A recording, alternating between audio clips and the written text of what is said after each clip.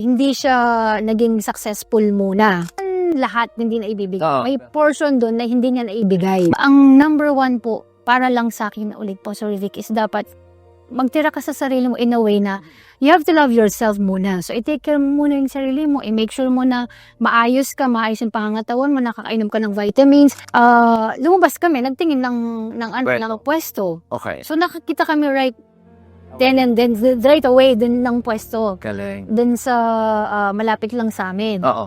So, yun po, nagsimula na po yung For the Cup. So, after 1 year, nakagawa kami ng pangalawang branch namin. Galing. Tapos, yun na po.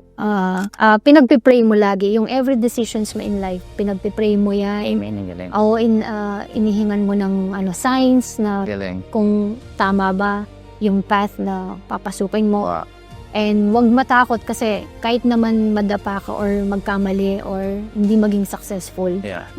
Alam mo yun, there's another day. I-build mo yung business mo as Christ-centered din. Like yung relationship mo sa family. Yung family mo is Christ-centered dapat. Yung business mo, mo yun sa kay Lord. Huwag mawala ng pag-asa. Lagi lang mag-pray. Kasi nandyan si Lord para sa atin, para gabayan tayo.